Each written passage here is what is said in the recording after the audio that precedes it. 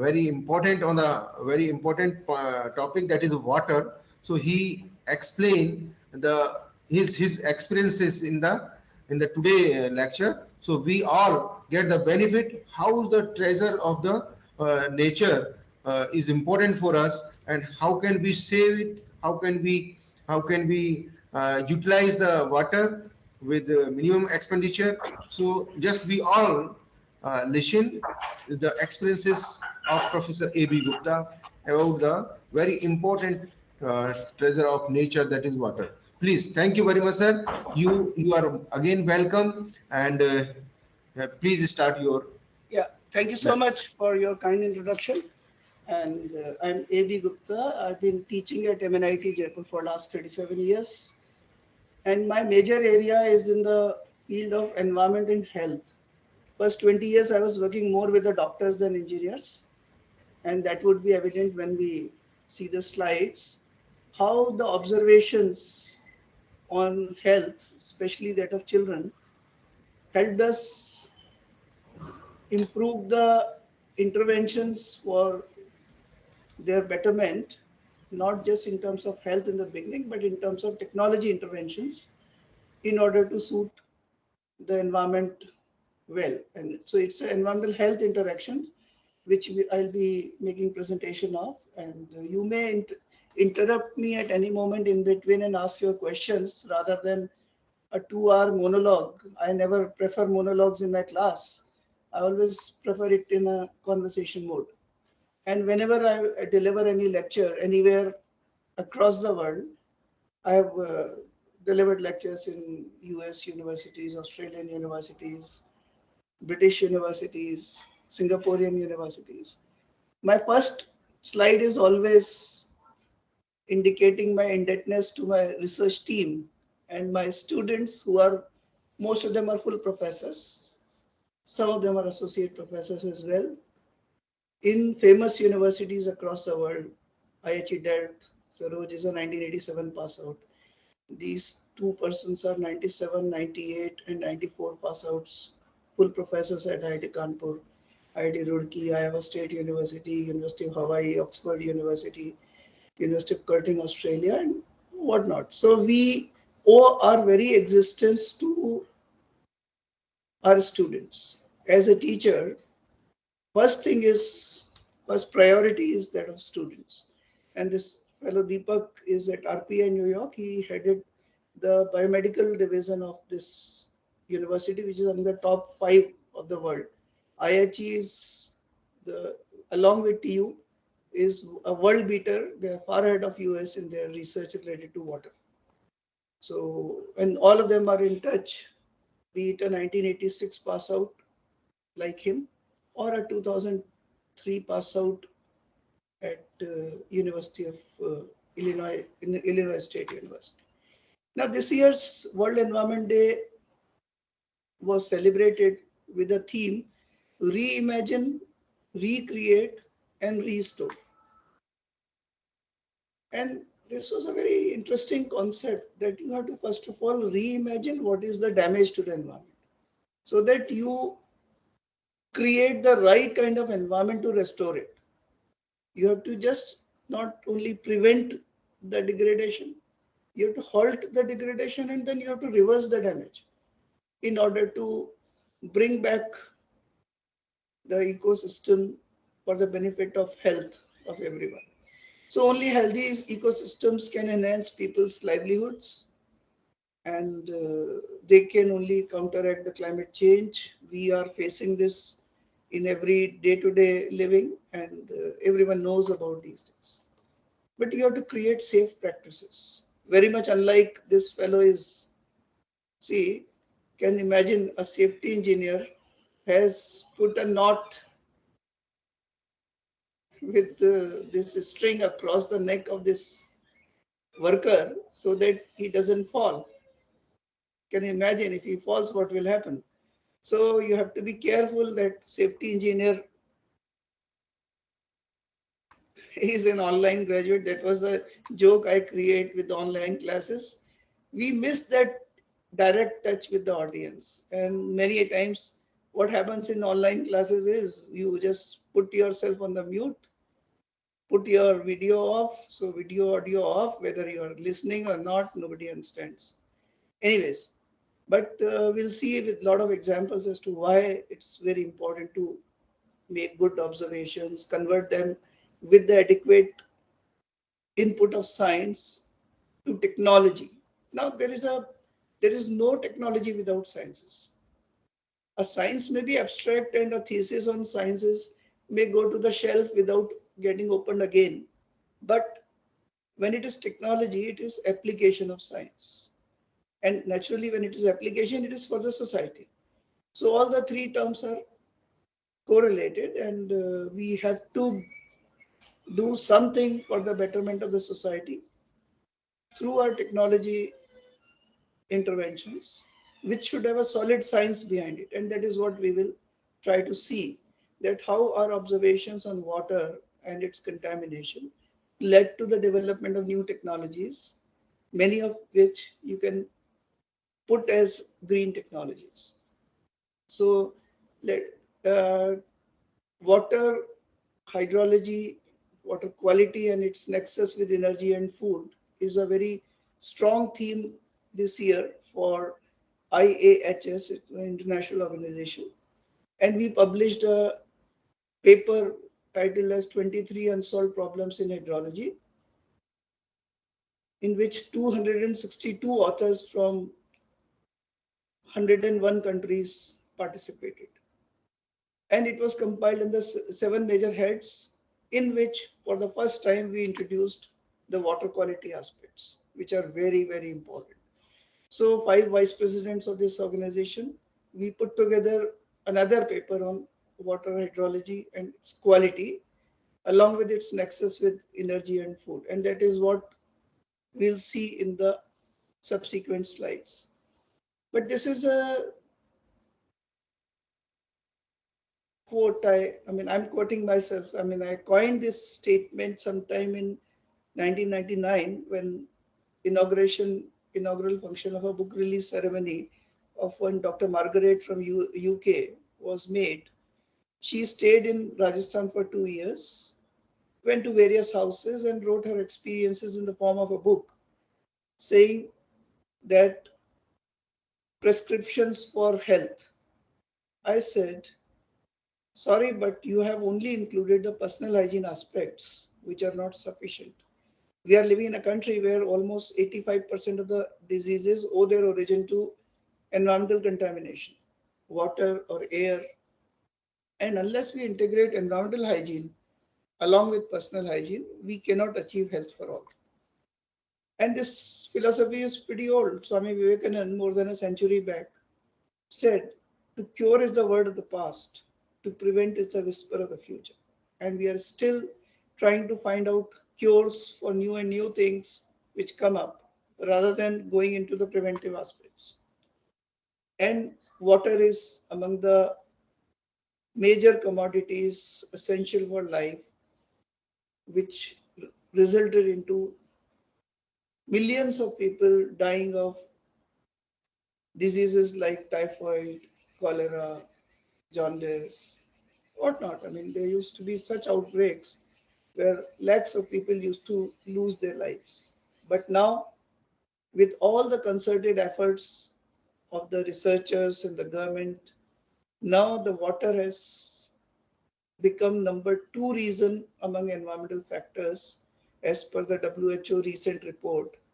Surpass, Surpassing this is now use of solid fuels in indoor air. But we will confine our today's lecture only to water. We have done a lot of work on indoor air as well. But it's so heartening to indicate that after 5 decades, water has been relegated to second spot after solid fuels in indoor air, which has become the number one cause for environmental damage, health damage. And unfortunately, another thing that has happened is that depression used to be number 15 in the previous decadal report, which has now occupied the third position. And we can see the kind of changes in the society where expectation levels have increased without the commensurate inputs, leading to a lot of frustration. Anyways, so water has been described in the Atharva Veda as elixir of life, Amrit. And it indicates that the ability to see, hear, and speak are useless in the absence of water. Water is the basis of life.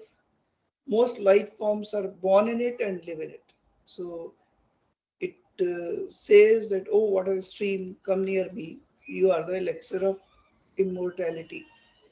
The same Amrit, which is now the reason for the majority of the diseases present in this country. We'll see various dimensions, that what is the meaning of water security. This is a new term which has come up over last 5-6 years, which encompasses practically all aspects, be it the household water security or the economic water security, resilience to water related disasters during especially floods. We'll see some of the interventions here also. Then urban water security, as well as the water source security itself. That means the rivers should have adequate flow so as to maintain the right kind of ecology. And we'll see the interactions now of water and health. Then we'll see some of the medical interventions as well as engineering interventions to solve these problems, which at some point of time resulted into thousands of people getting affected. And we'll see all with these primary slides of our research projects. First is a biological contamination of water, which is routinely called as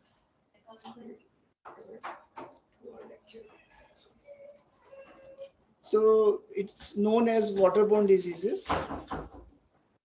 Like commonly used term is water and sewerage cross connection. Well, there is no physical cross connection possible between water pipeline and sewerage line, because sewer line is below the water pipeline always. Sewage flows under gravity, so water cannot go up. Water pipeline is a pressurized system, but still, what is this cross connection? See, in India, we have only mostly, except for 1 or 2 cities, an interrupted water supply, intermittent water supply. So pipe has air in it. Once the water supply begins, the air is rushed out, creating a momentary vacuum at the joints of the pipe. There will be hundreds of pipes connected together because there is a limit to a single pipe being made. And these joints are tightened with screw and bolt, nut and bolt, or sometimes they're riveted. But a momentary vacuum is created when the air is rushed out in order to allow water to come inside. During this process, suppose there is some blockage in the sewer line, some sewage will spill out, and due to some capillary action, a small amount of sewage can go up. And if that gets sucked up, the whole society can fall ill, and that we will see. And the technology is to quickly detect this kind of contamination. So the key for success lies in quick detection. Then an indirect role of water, like if there is ponding of water, mosquitoes grow and they in turn impart all kinds of diseases like malaria or chikungunya or dengue and whatnot. And we'll see with a simple change in design of a hand pump, how could we bring down the problems substantially. The third role is very common in Rajasthan. Water is a great solvent. The good quality rainwater, when it falls on the earth, it seeps through the soil strata and dissolves whatever it finds on its way. Rajasthan has a lot of problem of fluoride and nitrate in groundwater, but we'll not talk about arsenic and pesticides. Arsenic is a problem with which more than 5-6 lakh people are affected in West Bengal and adjoining areas of Bihar and some parts of Orissa as well. Pesticides are present across the country, but we'll talk in more details about fluoride and nitrates, which are major problems. And we'll see the impact of technology and the impact of policy ultimately if it converts into. And we'll see solar integration. Sorry for this sound, but this is the only slide with some sound, which tends to sort of warn us that human being is the biggest enemy of human being. On the left hand side, the first column shows a lot of big names. Some of them are bacteria like Shigella causing dysentery, Vibrio cholerae causing cholera. Some are bigger organisms like Entamoebas, some higher organisms, some worms. All these causative organisms are present in human feces. Per gram of human feces, their numbers are into millions and billions. What you need is 10 to 15 organisms in a glass of water to be affected with the diseases. That means even a single person's excreta indiscriminately meets the water supply, the whole society can fall in. And once this sewage goes into the soil, these organisms can stay for anything between half a month to almost a year. And how are we maintaining our systems? I was chairing a session on hospital waste management, which was organized by the 5 medical colleges put together in 1999. This was the sixth and the last session of a 2-day workshop. And since it was the last session, coincidentally, one of the speakers didn't turn up, and normally the chairperson would get 5 minutes to sum up the session. There were 15 extra minutes. So I asked the organizers whether I could use these extra 15 minutes to sum up all the sessions together, because I have a lot of comments to make. They said, well, it will be a favor anyway, because we have to wait for the minister for the valedictory ceremony. And if you allow the audience to go for a few minutes, then nobody or very few people would return. So I started addressing that audience, though I was already a professor. But since I was only 41 kg of weight, and this is a problem when your first looks are not that, I would say, impressive. There was a Nobel laureate of literature, Joseph Priestley, who was 120 kg plus. He used to say that whatever I speak, people have to listen to it because it carries a lot of weight behind it. But there, the audience was full of medical college professors as well as practicing doctors. I said that we have been discussing over a couple of days all kinds of infectious waste that come out: sharps, needles, body parts, gauze, blood-soaked cloth pieces, cultures. And we have talked about technologies ranging from incinerators requiring 50 lakh of investment to plasma torch requiring 2 crores of investment. But have we really considered all the infectious waste coming from the hospitals? Big eyebrows were raised as to why this fellow is saying that we have not covered some important wastes. So I asked them certain questions, certain uneasy questions, I would rather put it as, that are you facing the problem of increasing E. coli infections? They said yes. Clostridia infections? They said yes. Bacilli infections? Again a yes. Where are they coming from? Then I asked them another question. Do you know where is the SMS medical hospital waste and sewage rather is getting disposed of? Nobody knew.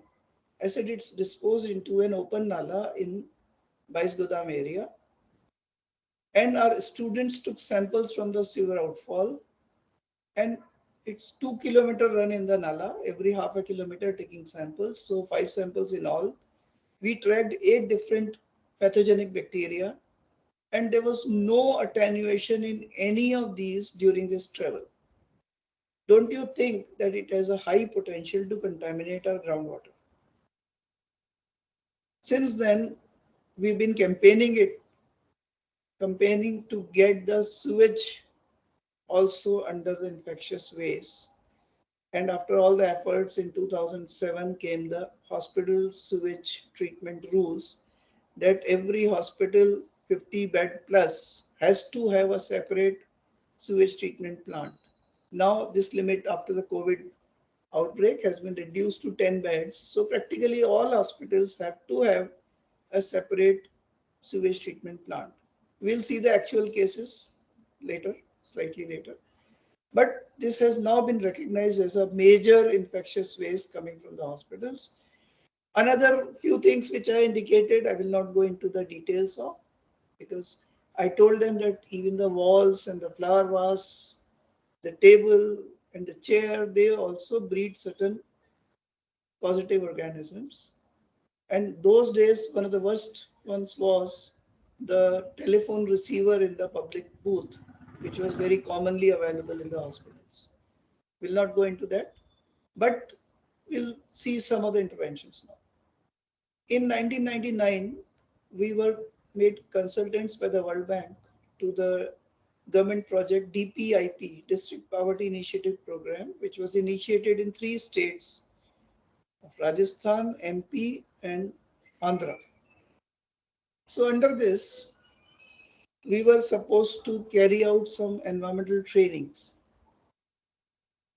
and they organized a few workshops for 7 NGOs who were to take up works in 7 different districts of Rajasthan under DPI. So we used to receive the invite, we used to go there, but all the time, because without economics, nothing can happen. So the workshop will start with the funding situations, how to release the funds, how to ask for funds, how a bottoms-up approach has been made where the beneficiary has to come out with a plan. He or she would be benefited with 90% sanction from the government, 10% they have to pay. But our number never came. So in the third of such workshops, the World Bank leader, she came. She asked me whether I was delivering my lectures or not. I said, well, there is no time because environment is at the back seat. She was a bit furious and she said that I'm asking the director to stop 7 representatives. You will make a presentation in his room. I said, fine, no problems. So that time he was a senior IAS officer. Later on, he remained the chief secretary of the state as well. A very sharp person, wonderful person. So his first question to me was, Professor Gupta, what is your role here? It's a poverty alleviation program where very small activities would be taken up. And then his statement was, environment तो बड़ी बड़ी चीजों में होता है, बड़े बड़े projects में होता है. So I said, you just let me know some of the things that you want to initiate and I'll try to respond. So first thing he said was, we'll be digging a lot of wells. And his statement again was, Rajasthan में तो कुआं खोदना धर्म का काम है. So इसमें कैसा environment?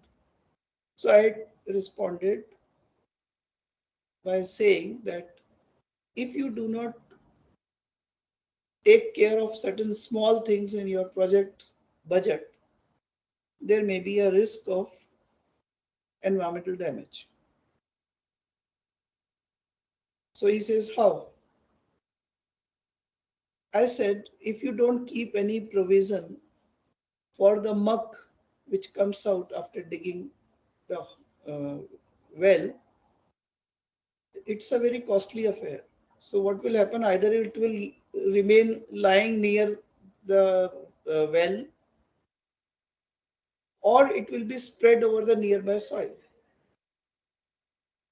So he says, what will be the problem? I said, if it remains nearby, some children may fall inside, which may be problematic, and one prince might have been saved, but there are so many such children who die in villages because they do not build the boundary wall. I said we'll use part of this muck to make a boundary wall and we'll cover the well so as to prevent from any open contaminations. Otherwise, this soil will be spread in the nearby zone. It will submerge the topsoil, which is the fertile soil, and the farmer will only curse the water for not being productive without knowing that that was a wrong practice made, because the wells in Rajasthan go very deep. Our groundwater table is very deep. So he changed his statement and said, okay, I'll have a hand pump, not an open well. So I asked him, of course, this slide came later. I did not have any such slides those days. We did not have any such facilities. But I showed him a video clip in which a child comes, pushes this handle, runs to the other side to drink something from the tap. In a process of drinking maybe 1 glass of water, he spills 20-25 equivalent water glasses nearby. So I asked the director whether he has seen any working hand pump near which there is no stagnant source of water. He says no. So I asked him, what is your opinion? What can happen? He says malaria ho sakta hai, machhar ho sakte hai, malaria and related diseases. I said this is a generalist view. If you ask a specialist, what happens is you have to dig a trench so that you can lower down this pipe and the machinery.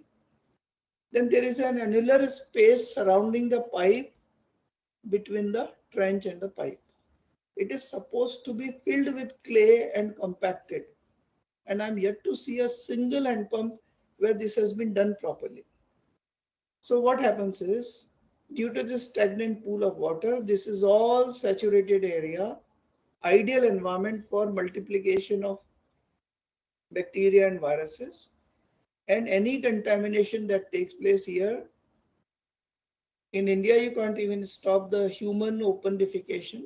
For cattle, it is out of question.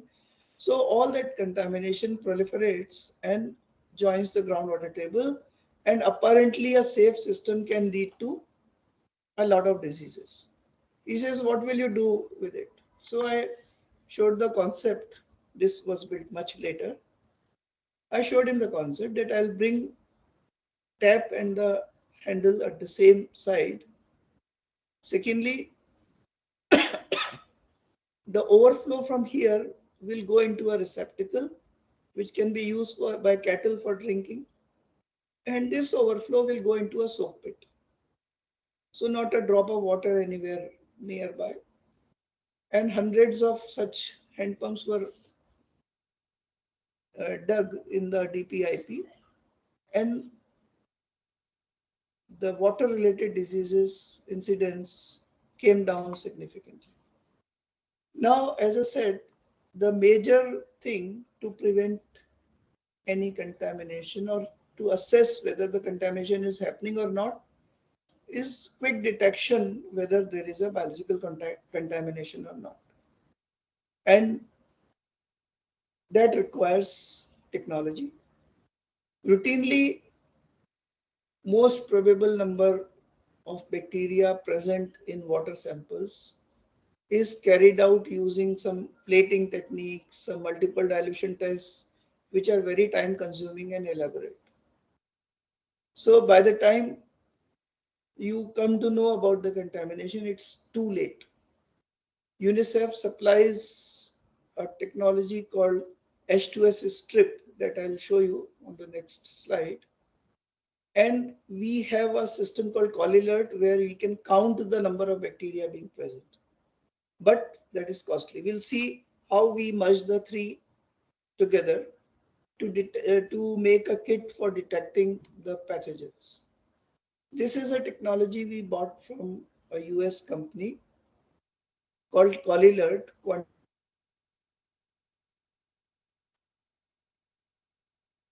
This is a tray. This tray is made up of some specific kind of material, it costs us 250 rupees. It's a sterilized tray with a tape on the corner. You have to remove the tape, fill this tray with water, which is to be tested, and we put a small sachet of the media, culture media, into it. And then we have to seal it through this sealer. You have to put this tray inside here, it gets sealed. Now, after 18 hours, you have to check and count the number of yellow wells to get the enumeration of the coliforms, which indicate the presence of some contaminants. Now, that media cost sachet was costing us 900 rupees, 250 rupees for this tray, so 1150, and a 4.5 lakh tray sealer, a one-time investment. And if you look at the life cycle costs, well, in PhD labs, 4 or 5 people use the conventional technologies, and in a day's time, they assess some 50 to 100 samples. But any school child can test 500 samples in a day using this system because it's a very highly simplified version. So if you look at the salaries and other things, well, this makes sense. But I was not very convinced about the costs. So I asked my student to do some research on bringing down the cost of the media sachet that was costing us 900 rupees. We made a sachet for less than 9 rupees with the same sensitivity. And in fact, we removed some of the drawbacks of the original sachet. Now, once we prepared that, we started our attention for routine analysis rather than this enumeration, which is done only in some cases. What we do is first, routinely we test the sources. Only where contamination is detected, we go for quantification. So routinely, this kind of simple vials are given by UNICEF to all the PhDs across the country, called H2S strip test kit. So it's a vial in which you have to fill 20 ml of the sample.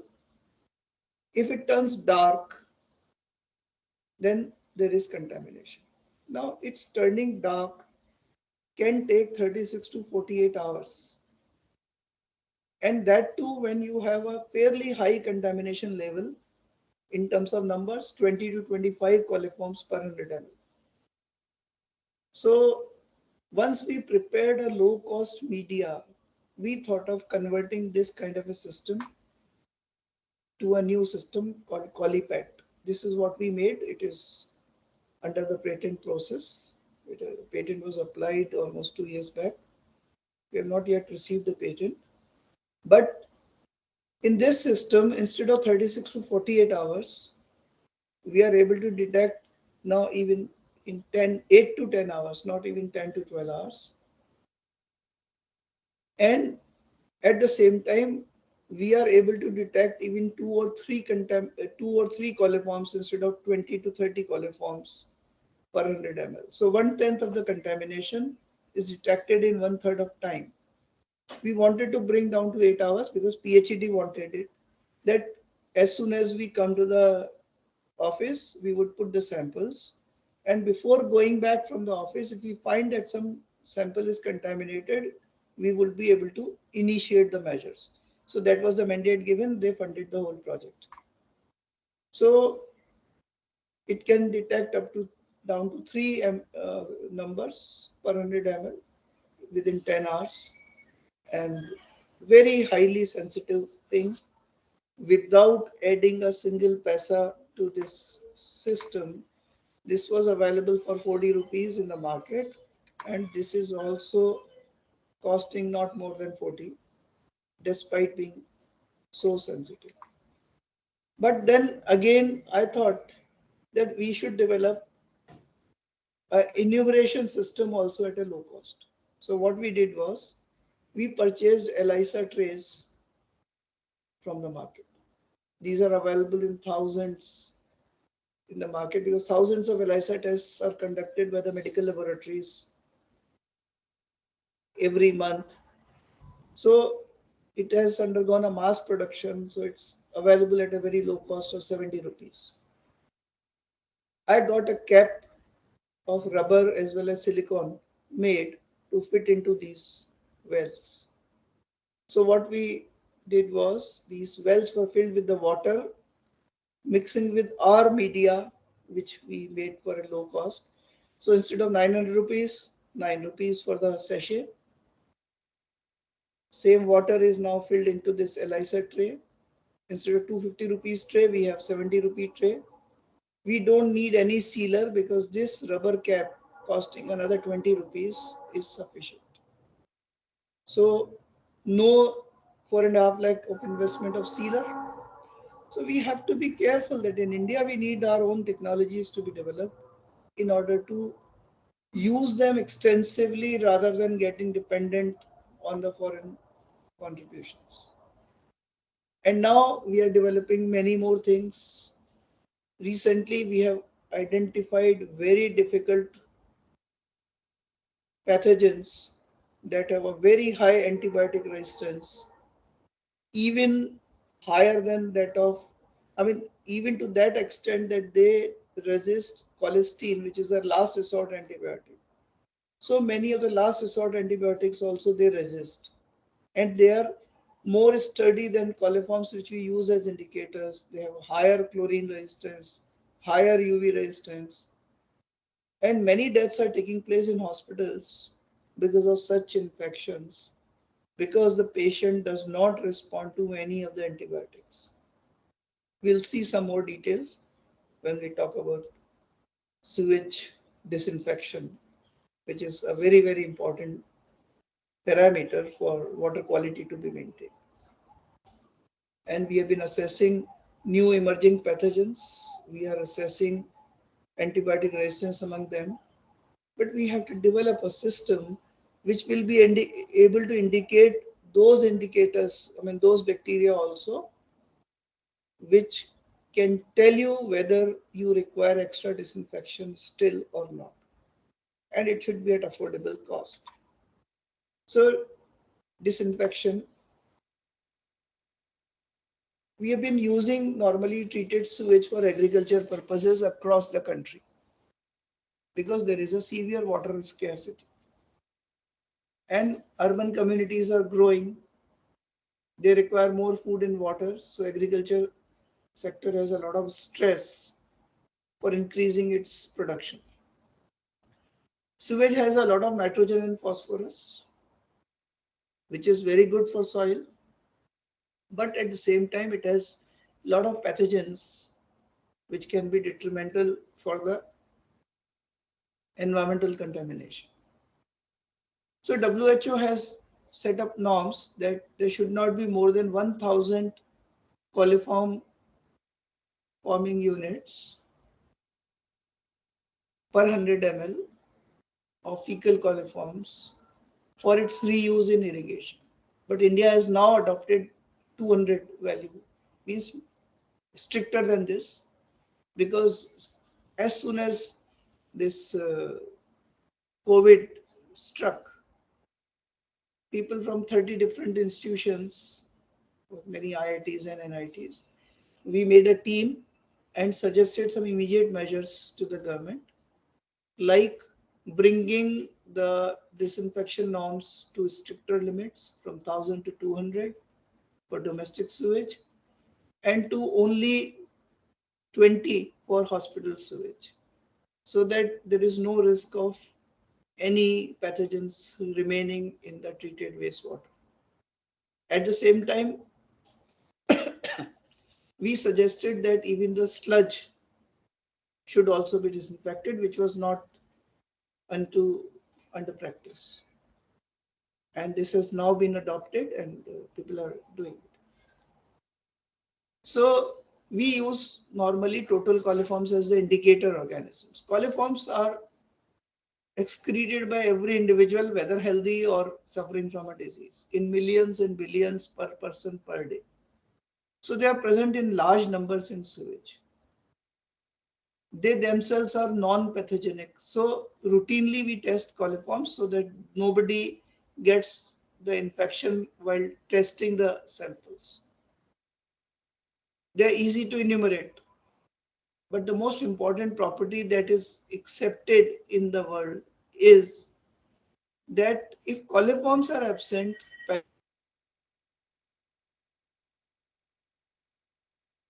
so what we do is we do the water disinfection for removal of coliforms.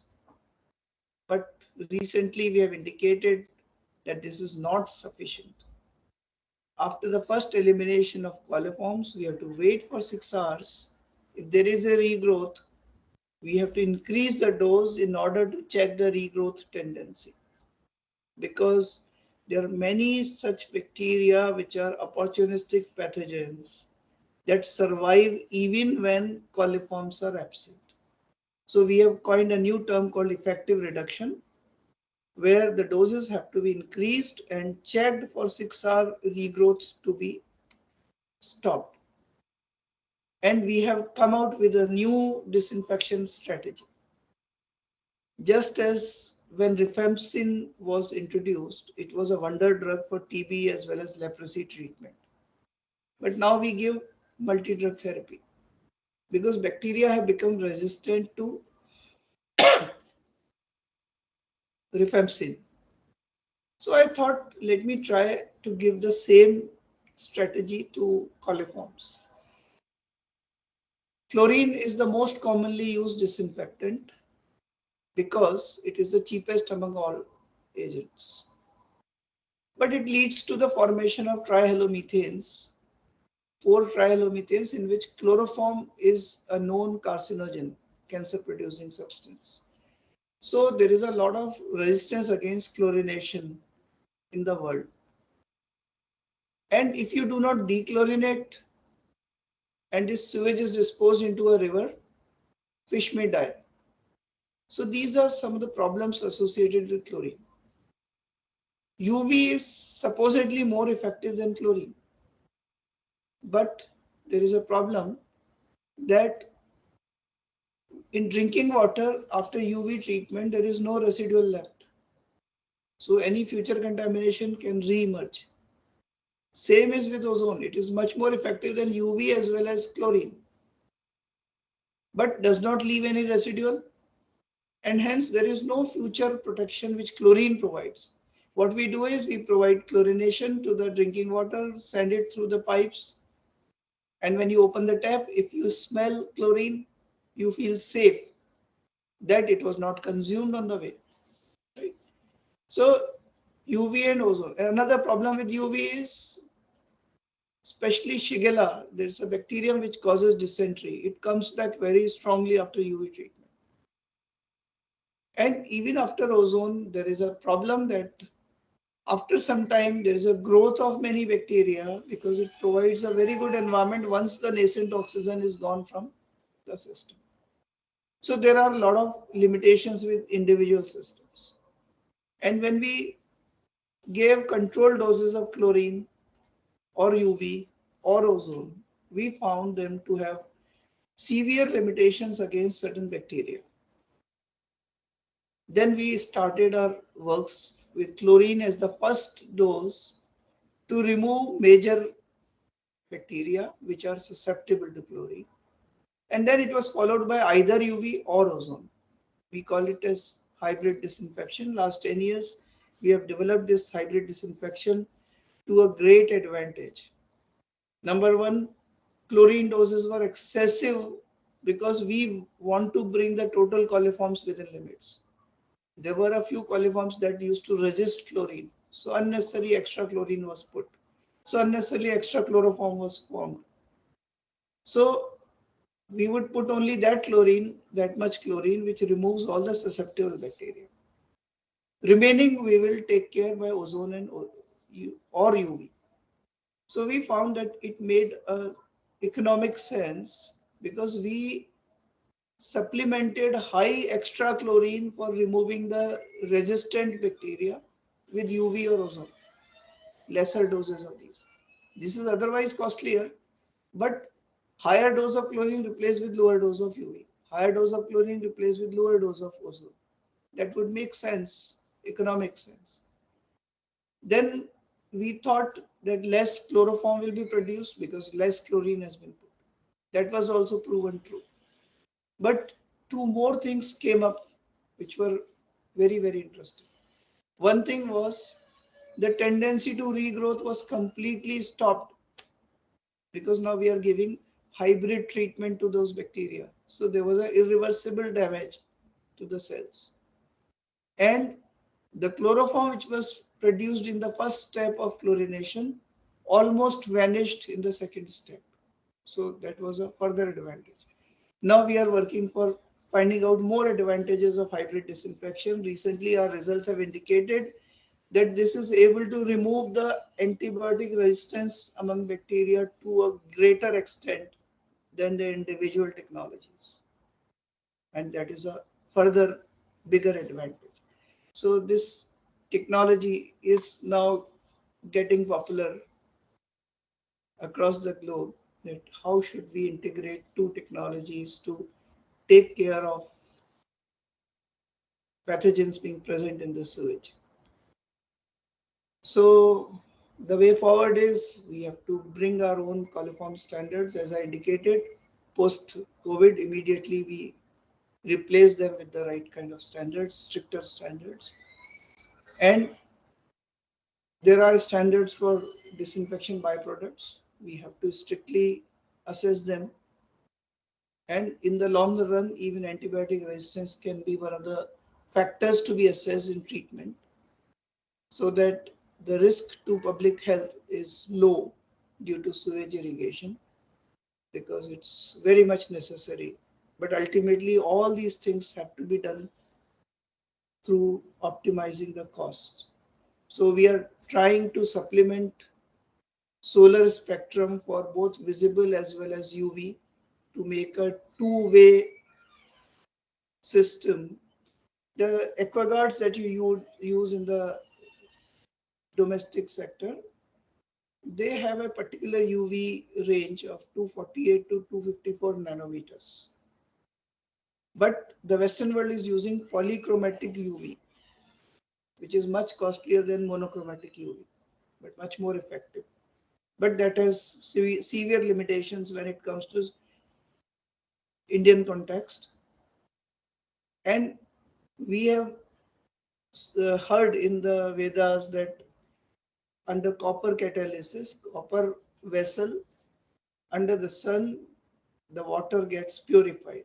And this has been proven by our ISC Bangalore scientists that yellow light from the sun's spectrum has a good disinfection property with copper as a catalyst. So we are now trying to substitute this UV bulb altogether with visible light plus UV light from the sun's spectrum only. But it is yet to be carried out in details. Sewage disposal causes all these biological contaminations. And earlier, the concept was that sewage from the domestic or residential complexes has to be treated and it should follow the disposal standards. But now we have different standards altogether. We have recycle standards because sewage cannot be disposed of because it's a wasteful use. So recycle standards are further stricter.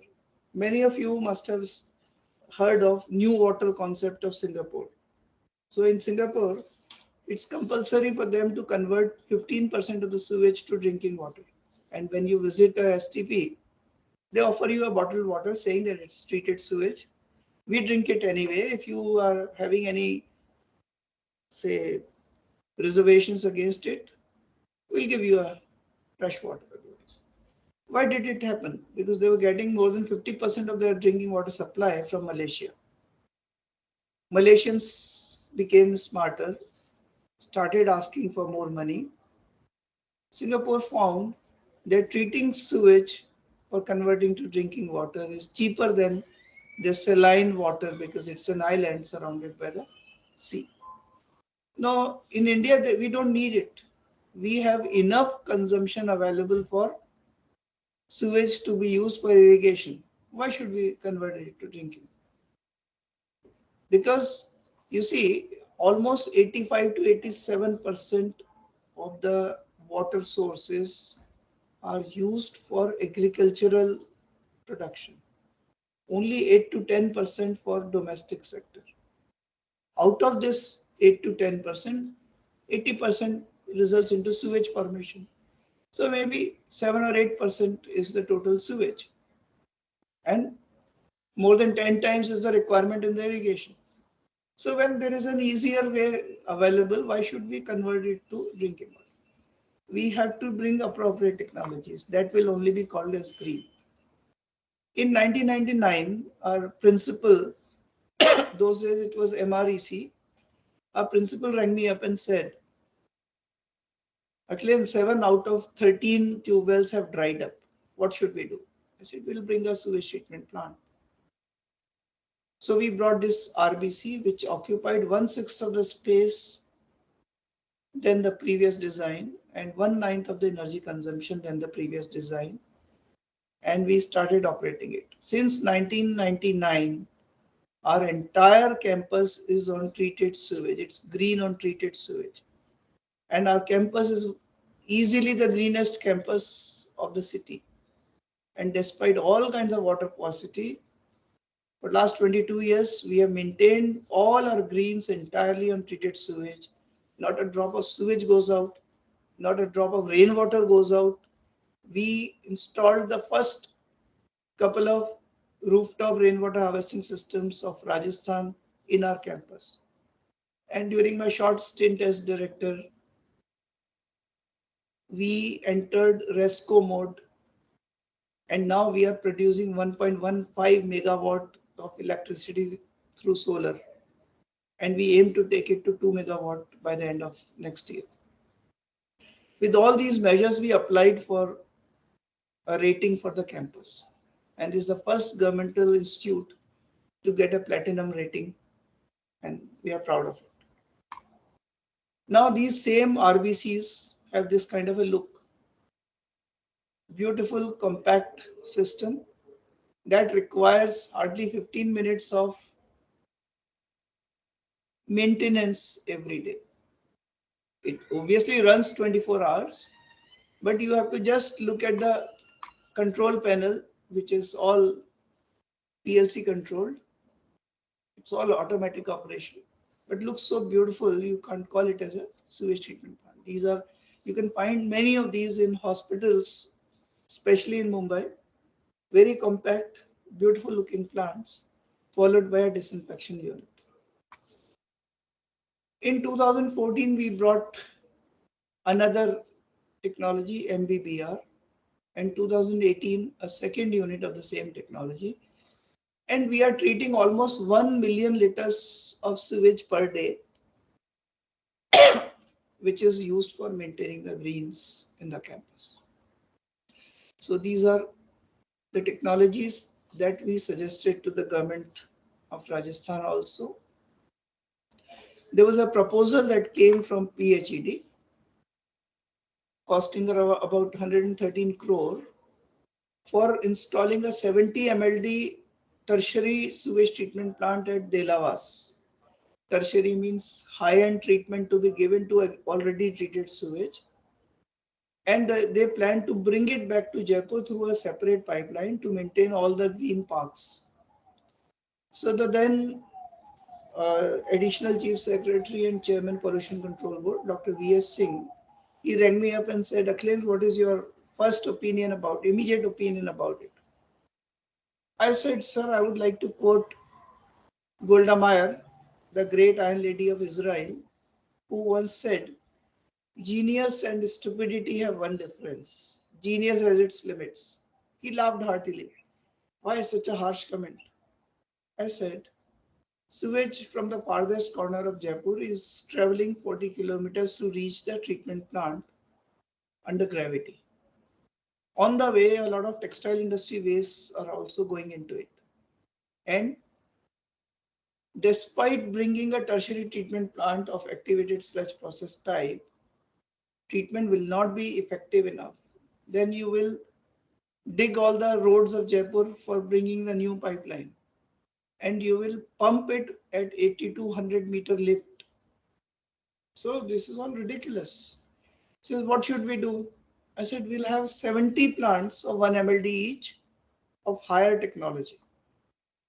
He says, can you give its economic justification? So I submitted a proposal wherein 70 plants of 1 mld and a higher technology, and we found that the capital investment shown in the first proposal was sufficient for us to make 70 1 mld plants and run them for 10 years, including their O&M expenses as well.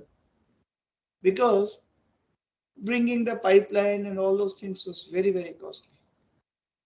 So he liked it and he immediately got it approved. And 4 plants came up some 12 and a half years back. Jawar Circle, Ramnivas Garden, Rambagh. So they are all still functional. And these gardens are absolutely green, entirely on treated sewage. And there are no problems of any kind. So I will not go into any of these details, but this was a dream thing that came true. But unfortunately, Dr. V.S. Singh died in a road accident, and the project was shelved for the reasons better known to the administrators and the engineers. But one of my students has put up about 20 such plants. This is a sewage treatment plant in Himachal Pradesh. This is a Dharamshala plant. Sewer line is going somewhere on the road. From there, it is transferred to a septic tank. From septic tank to this series of wetlands. And you can see how beautiful these wetlands look like. They merge so well with the surrounding environment. And virtually no mechanical systems. It is all natural treatment system. Of course, it requires a high surface area, but with research, we have brought down the surface area to less than half of the conventional wetlands. We are not only able to remove the organics pretty well, we are able to remove the coliforms also much more efficiently than the conventional processes. And antibiotic resistance in wetland treated water we found to be better than that of MBBR treatment with disinfection included, here without disinfection. And we have taken them deep, reducing surface area to half, equal organics removal, more nitrogen removal, more phosphorus removal, and more antibiotic resistance removal. And we are trying to convert their design to suit the semi-urban areas as well as multi-story building complexes where a green belt, part of the green belt is converted to a wetland. And we have assessed full-scale wetlands in a residential building as well as in a hospital sewage system. And a PhD thesis has already been awarded on this. And we are putting our heads together. We are running a 5 crore worth research project along with NIH Roorkee and IIT Bombay, where we are developing these systems further. But imagine, beautiful to look at, high level of polishing to the water, at the same time very low operating costs because no aeration, nothing is involved. But there are always challenges for the reuse. You have to ensure the safety in terms of emerging pathogens, safety in terms of antibiotics, PCPPs, personal care, pharmaceutical products like antibiotics. I'll just give you an example of Mumbai.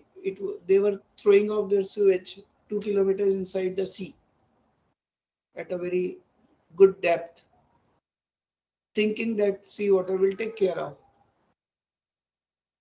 They found over a period of a decade or so that there are increasing cases of gynecomastia, male breasts as we call it.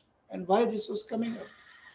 Because a lot of female hormones, they go along with the flushing system, and this water nearby the discharge point changed the whole composition of fish, where 10,000 fish to one female fish to one male fish survived. So you can see such kind of changes in the ecology if the treatment is not safe. Israel was to achieve 100% recycle for sewage. They achieved 85% by 2014 and they were to finish it off by 2015, but they stopped it because you have to put a line somewhere how much to treat for agricultural reuse. So new kinds of byproducts that are formed. So right kind of disinfection technology, right kind of inhibition of antibiotic resistances among bacterial communities before this sewage could be used for irrigation.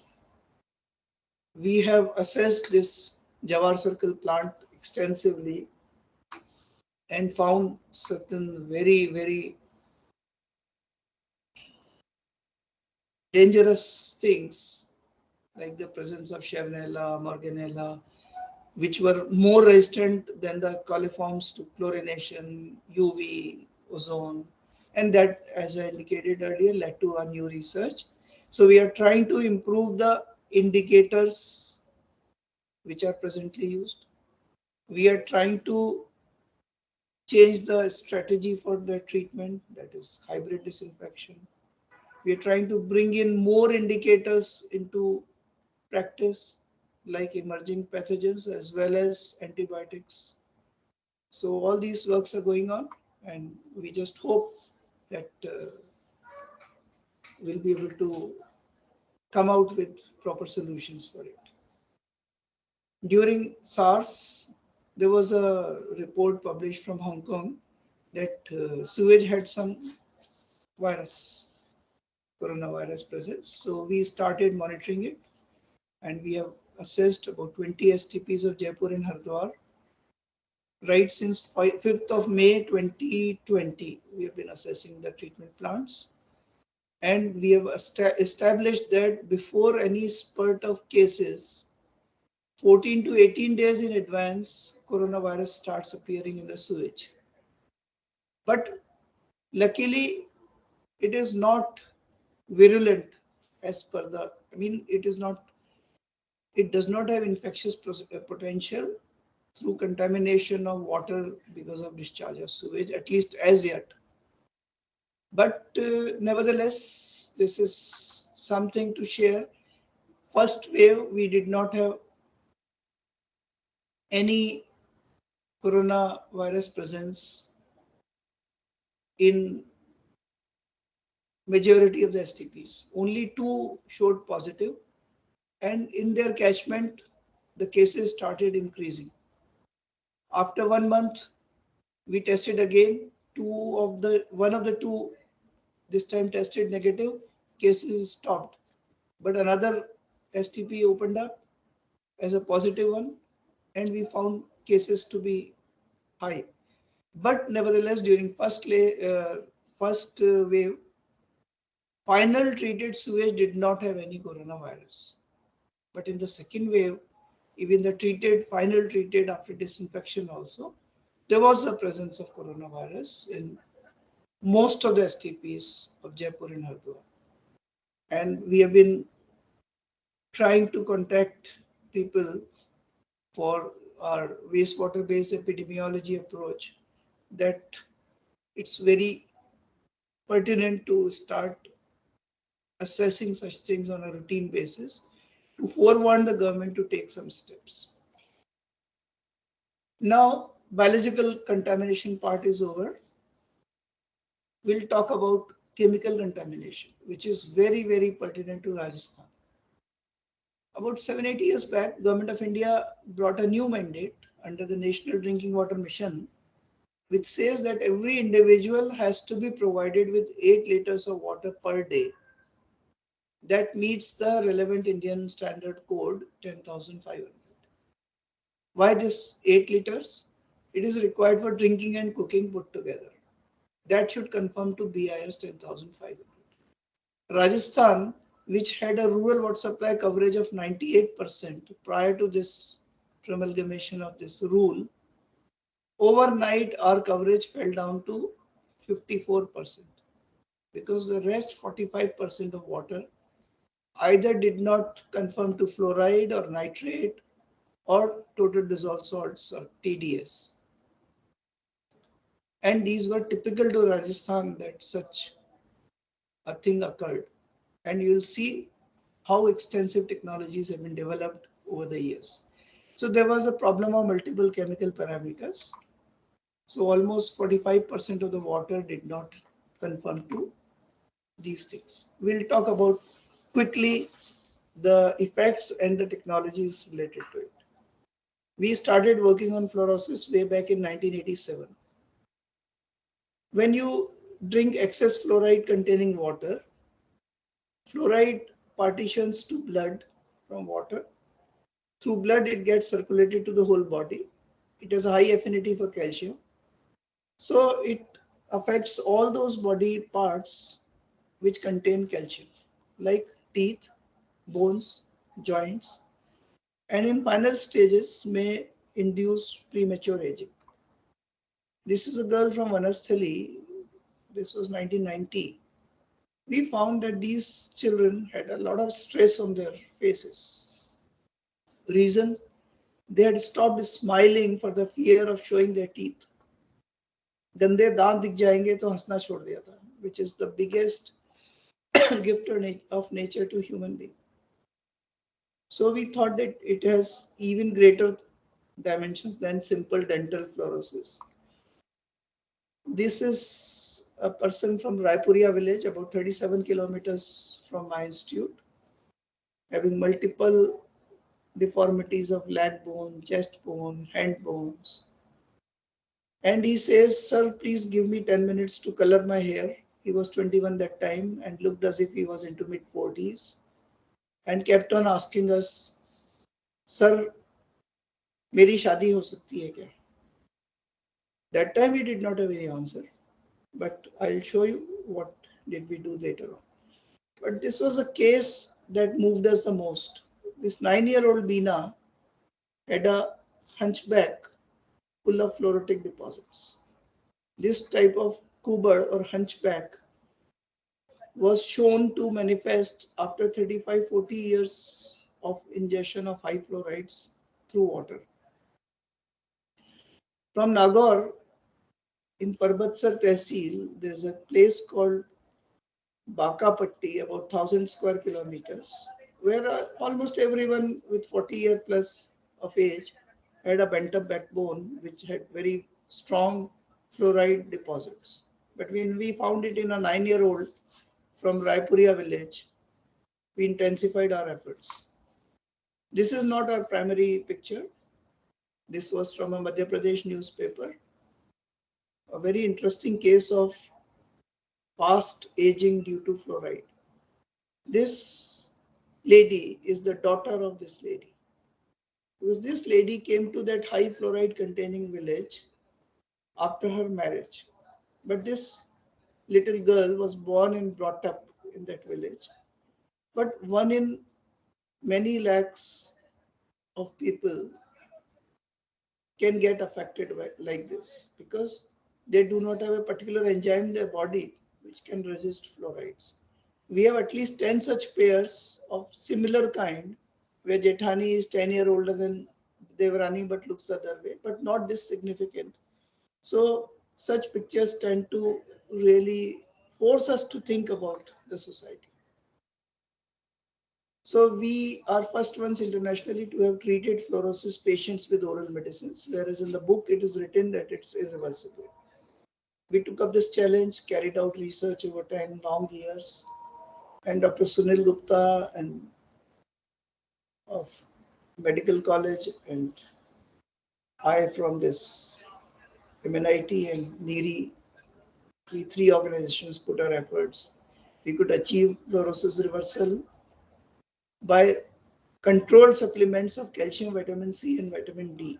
Here, I just request you not to start suggesting people for vitamin D indiscriminately. Calcium, vitamin C, even in excess, will not harm, will pass through the urine. But vitamin D is a lipid soluble vitamin and stays for a long time.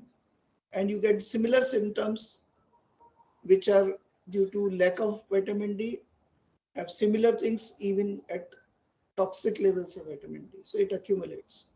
So this supplementation is done based on the biochemistry of the blood serum, where we assess, and then some of the things which we received pre-treatment. There were some children not getting their permanent teeth back even after a year or two of losing their milk teeth. So within a month of treatment, they got their teeth back. Some of the stains responded very well to our treatment, but some of the stains did not receive that kind of benefit. So dental fluorosis. Now, once the bone, you see, the fluoride tends to dispel the calcium from the bones. So it is moved away, bone becomes osteoporotic, and on prolonged way, the load-bearing bone may buckle under the force if it goes very weak. Once it distorts, nothing can happen. But we suggested that you should be able to diagnose them well in advance through x-rays. Then only you can take the actions. So what we did was, these fluoritic deposits found before treatment were seen to remove fully post-treatment, with calcium being resorbed into the bones through our medication. But this is not the answer for a large scale manifestation, because this treatment is prolonged and it has partial benefits. So better thing is that of prevention, that is engineering. So those days, these two technologies, Nalgonda and activated alumina, were dominantly used across the country. So we started assessing them. Both of them use aluminium. And I was reading a book by WHO on aluminum toxicity. And I saw the fluoride aluminum interactions and I was perplexed. So I started assessing the treated drinking water from Nalgonda and activated alumina processes. And I was shocked to see that you are removing fluoride and introducing huge amount of residual aluminium in the Nalgonda process, which was 10 to 60 times higher than the allowed limit.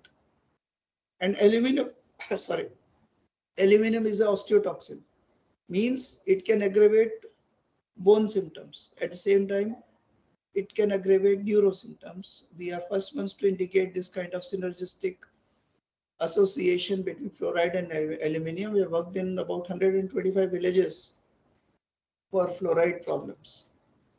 And we have many medical firsts, but I will not discuss them here.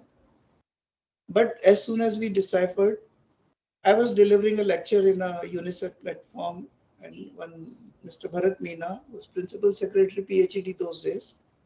He was attending this lecture. He stood up and said, Professor Gupta, this is my promise that we will bring Rajasthan integrated fluorosis mitigation program, because this problem is so serious, and we will ban Nalgonda process. 17 years back, he said that Nalgonda process is still banned only in Rajasthan, nowhere else. And I'll show you how did we improve upon this technology further later on. But we allowed only activated alumina. Through our assessments, we found the problem with Nalgonda.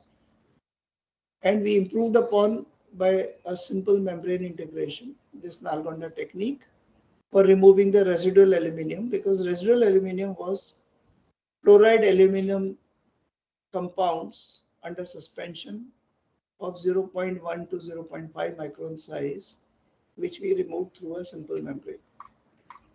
We assessed activated alumina plants in the field, 200 such plants, and that time we permitted only activated alumina to be used because it was conforming to both standards of fluoride as well as aluminum in water. Then Rajasthan, I mean, here also both theoretical as well as experimental proofs we brought. In Rajasthan, a new technology was introduced called BioF, where there is a hydroxyapatite based adsorption system which uses alum impregnation. It has a high affinity for fluoride. It removes fluoride and it has both residual aluminum and fluoride within limits. But HAP they were importing from Australia, which was at a prohibitive cost. So we have developed HAP from marble slurry at a very, very low cost. So solving two problems simultaneously. We have also developed electrocoagulation. NIRI has also developed electrocoagulation, and we have further improved upon by removing its drawback in terms of residual aluminum as well. We have made membrane integrated modified aluminum Nalgonda technique. We are replacing alum altogether with HAP because HAP now we have produced at a low cost. We are impregnating it with calcium, magnesium, which are less efficient than aluminum but environmentally safe. So they have also shown a very good promise. We are now trying to stop the accumulation of fluoride on the way itself. Like rainwater is clean, it does not have any fluoride. So we try to stop the fluoride containing water which is coming from dissolution of rocks.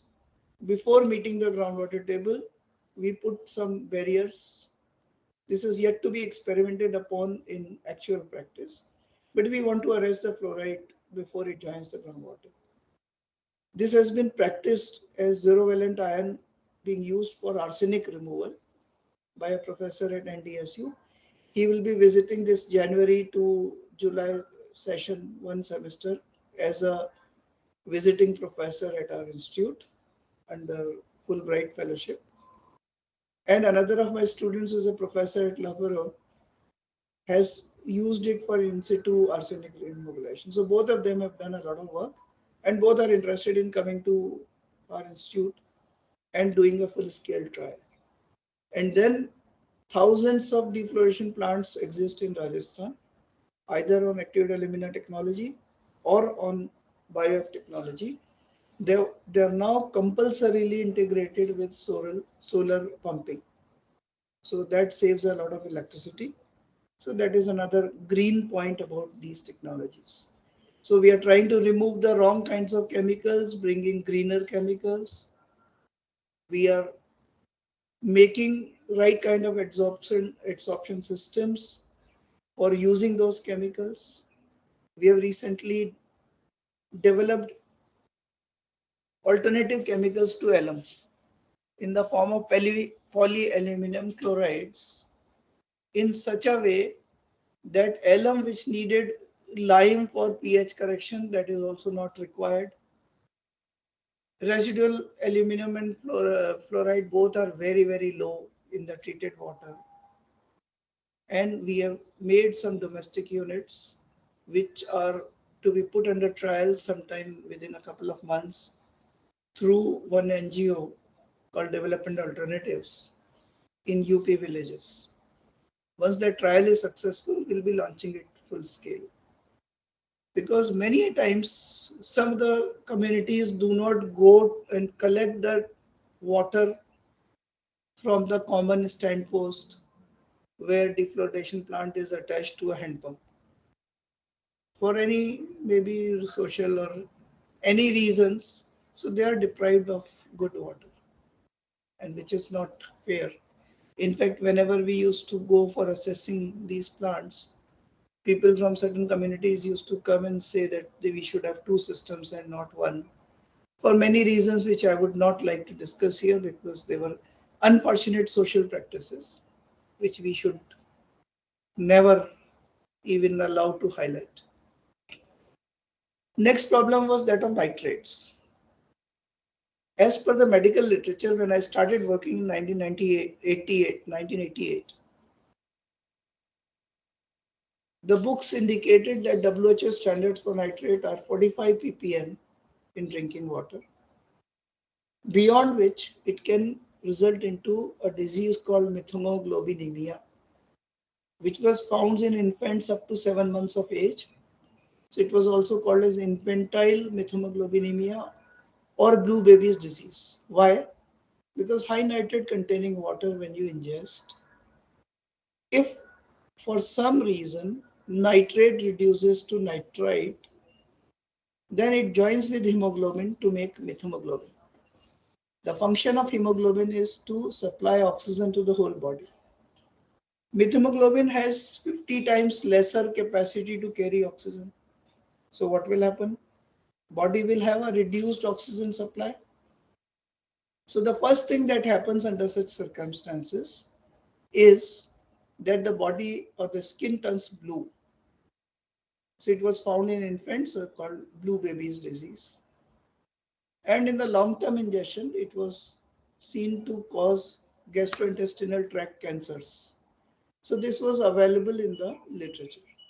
I was making my presentation in 1988 in a part-time course which I had joined. My examiner was the then principal medical college, SMS Medical College, Dr. Rameshwar Sharma, was a very big name internationally and a big visionary. So I made a couple of hypotheses. I said not a single case of methemoglobinemia has been reported from Rajasthan, whereas anything between 5 to 10 or 20 times, 30 times nitrate is available in the drinking water. And that is because of typical Rajasthan geology. We have sandy soils that promote nitrification from sewage or fertilizers. When it joins the groundwater, it all becomes nitrate. And nitrate is not reduced because organics are not present in soil. I will not go into the technicalities of it. So I put forth two hypotheses why there is no case reported. One thing I said was that there is an enzyme called cytochrome B5 reductase, which has come into our bodies as an adaptation because this enzyme brings back nitrite to nitrate. So it's only nitrite that joins with hemoglobin. So there will not be any tendency to form methemoglobin. And secondly, perhaps the doctors are misdiagnosing the cases. He laughed at me. I was just 3 years into teaching, 4 years, 41 kg of weight. He says, there are no such reports in the medical literature. I said, but sir, there is always a first time for any report. So he asked me, what is the reason for this confidence? What is your medical background? So I said, in terms of medical background, I have no degrees. So I was given a chalk and a duster. Those were the only things present those days. And I was asked to explain my hypothesis on the blackboard. I did two things. One, I took a map of Rajasthan on a transparent sheet and put infant mortalities on it. On other sheet, same size Rajasthan map, I put the contours of nitrate from the data obtained from PHEDs and groundwater boards. And I had plotted contours of 45 ppm nitrate, 100, 250, 500 and 750 ppm. On one slide, I put on that Rajasthan map all the infant mortality from the census data. I superimposed the two. Wherever 750 ppm nitrate contour existed, infant mortality was much higher. I said, well, this is not a direct explanation, but do you see the correlation? He says, yes. But he says enzymatic adaptations are not reported in human beings. I said, no, this is very common. Alcohol dehydrogenases are very commonly known for a lot of time. If somebody is ingesting alcohol, like in the Western world, they take daily 3-4 packs without losing controls because they have alcohol dehydrogenases developed in their systems. But in India, in a few communities where this was a big social taboo and big no-no, we have a common term ki sunkar chad jati hai. Why? Because we do not have those alcohol dehydrogenases in our body. Then I explained about this enzyme. It is inducible enzyme, and why I am hypothesizing that it has come up because of large scale, long time use of high nitrate water. That great man stood up and said, बेटा मेरा आशीर्वाद है, research project लेके काम करो, तुम्हें success मिलेगी. Otherwise, I would not have taken it any further. I was to go to IIT Bombay for my PhD, and I would have left it. But with his blessings, we started off a project in Viratnagar area, Jaipur Alwar border, Paladi and 6 adjoining villages. Paladi had more than 40% of the married ladies who had lost one or more children within the first year of its birth. There was a joint family of 50-55 persons, losing average one child death per year, and not a single lady who had not lost one or more children. So what we did was, sorry, if there are any questions, are there any questions? Because I find some voices, but I can't understand what you are talking about. So, sorry, are you asking something? I am not able to hear you properly. I request all of you to please mute your audios in case you are not asking any question. Please. So we started with our research project in 1995 in this village. And I will not go into the details of any other, but we proved that methemoglobinemia affects up to 7 months of age because infants do not have this adaptation. 45 plus age again is susceptible because they have a low level of this adaptation. We implicated nitrate for recurrent stomatitis, Schalema, and respiratory tract infection, but I will not describe. But I would like to describe this small case. One day, I and Dr. Sunil Gupta were sitting together and discussing what could be the reason for such high infant mortality in that village. And we found a very strange answer. This family, which was losing a lot of children, had their own well, which was adjacent to their large fields, in which they used to put a lot of fertilizers. Their well water had 1100 ppm of nitrate as against the standard of 45.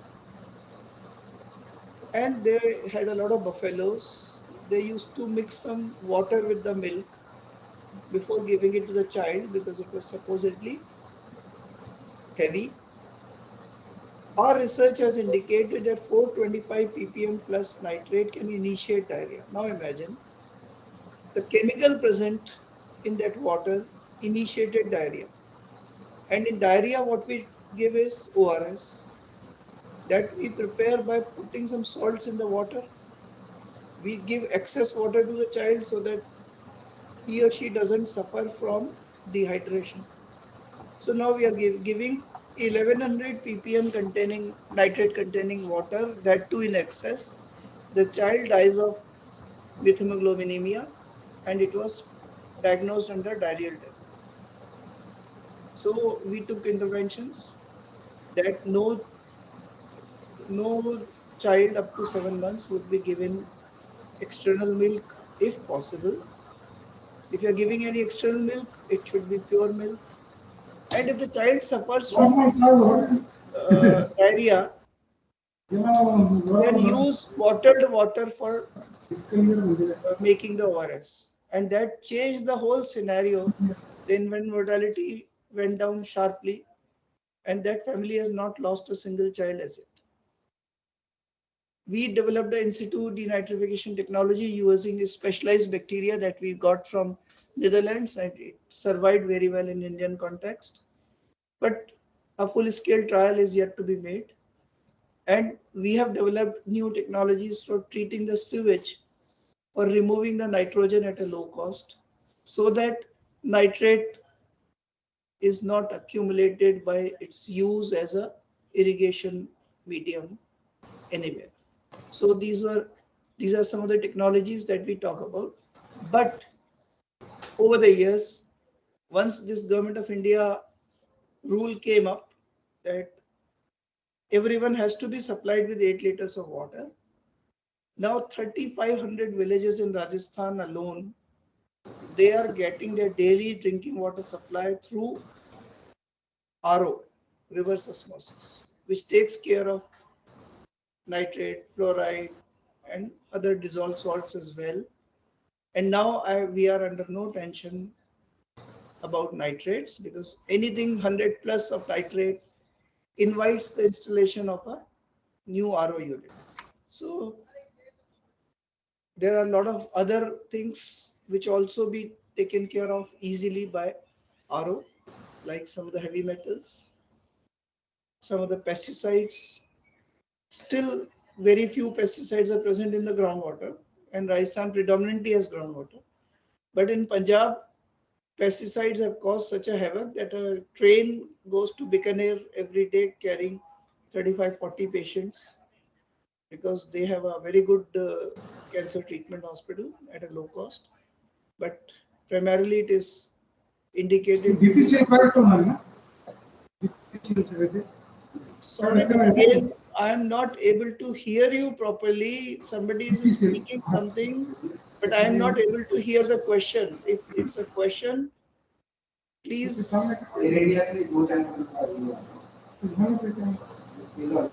I request all of you to please keep your audio muted if you're not asking any question. There are some voices in between. I request.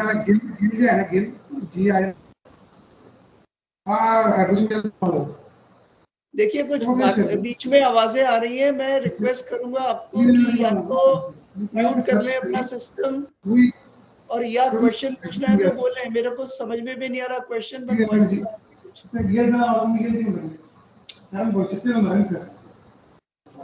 I request the organizers to please take care of this problem.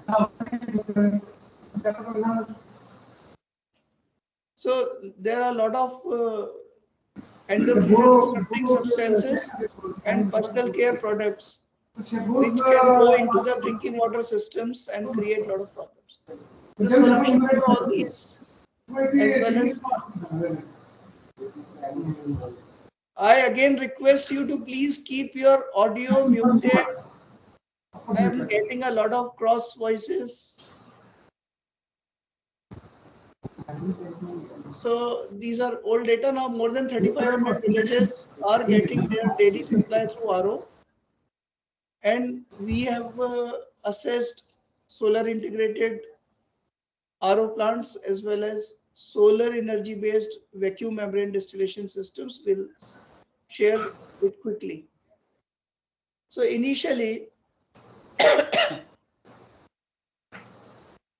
these RO plants were facing a lot of difficulty, a lot of environmental issues, health issues, a lot of solid waste or brine was to be disposed regarding their efficacy against fluoride removal, but they were getting fouled and average membrane life was close to 1 year only, 6 months to 1 year. Whereas seawater desalination is all well optimized and membranes last for 5-6 years. So we started assessing these membranes and we found the difference between brackish water available in Rajasthan versus seawater.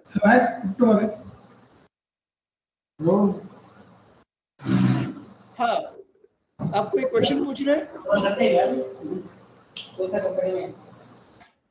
आप कोई question पूछ रहे हैं मेरे से? मेरे को नहीं समझ में आ रहा है. I am again requesting to either mute yourself or ask a question. I don't know what kind of disturbances are coming up. It's very difficult to speak. I request the organizers to please take care of this problem. So membranes were having a very low life. We assessed 200 of these RO plants and we try to improve upon their life by analyzing the salts which were deposited on the membranes, which were getting deposited through advanced analysis methods. And we have found that they are due to calcium carbonate getting deposited. So we asked them to use anti-scalants. So membrane life is now increased to 2 to 2.5 years, not just 6 months to 1 year. But we are further doing research because we have found now calcium carbonate is well taken care of, but calcium sulfates are yet to be taken care of. So we are trying to improve the anti-scalant design to improve the life further. And a few membranes used to get fouled up in a matter of 1 or 2 months. We found that iron and manganese were high. We gave them a different solution. So I'm just coming to some conclusions related to RO, that calcium carbonate was found the major fouler, along with some silica. Using anti-scalant now has improved the age to 2 to 3 years instead of 6 months to 1 year. For arresting aluminum and silica that was coming from soil, we introduced another sand filter in between. The pre-filters were getting choked, for which we have tried to improve upon the life further. We are using the lowest possible quantity of citric acid to clean the membrane. We are improving upon the removal for many other things which are indicated, but reject management is still a big issue. The concentrate that comes out of the RO process. So we have made this system at MNIT. It's a vacuum membrane distillation based system entirely run through solar energy. This is for 500 liters per day. So it takes out almost 80-85% of used water from RO reject. We have developed another system in which we can use this RO reject. We can use this RO reject for sewage, for flushing without affecting the sewage. And my dream is that in Rajasthan schools there is a lot of land available. There is a hand pump available. So all hand pump runoff goes into a small wetland, which I showed for Himachal Pradesh. So this wetland will improve the green belt in the school, and all the sewage will also be put into the wetland. So it will be well treated. You will have a green patch, a beautiful patch in the school, and there will not be any ponding of the hand pump water. Everything will be taken care of, and or RO reject will also be put in. So we are developing new anti-scalants, as I said, and we are trying to bring down the cost, solar integration. I always used to think that RO takes a lot of energy, but we've been able to bring down the energy required for the RO process. Just a small manifestation I'm showing you with a small video ending my lecture. You can just see this video.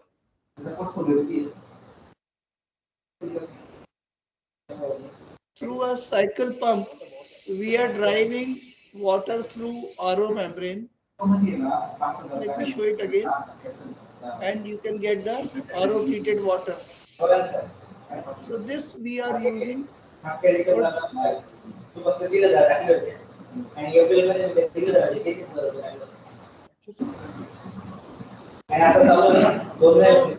so, for emergency conditions when there are floods and no electricity supply is available, you can place a small valve on your RO unit and drive it through a cycle pump.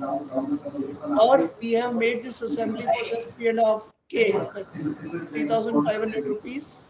You can use only a cycle pump for driving this RO plant. So that can be a very good rural technology supplement along with other technologies, because in rural areas either the electricity is not available all the time and there are issues. So you can drive your own hand pump, oh sorry, own RO unit with a steam. Now, I'm just coming to the close of my lecture, then I'll leave these 15 minutes for open discussion. We had seen the quotes of Swami Vivekananda and the Atharva Veda. Now I'm ending the lecture with the quote from Ayurveda. The water which came down from heaven, that is the rainwater, those spring up their own, that is the spring water. These are all natural waters. This is described in Rig Veda as the bright and pure water, and finally that moves towards the sea, rivers. And it says that may these divine waters protect you. So there is nothing wrong with the natural waters. It is we people who are intervening in between to make it a cause for all kinds of diseases that we find. And this original shloka in Rigveda is Akashat patitam toyam yatha gachati sagar sarva deva namaskaram kesh evam tigachati. So that is all from my side as far as this lecture is concerned. I'm closing down the PPT and coming back to the meeting. Now I request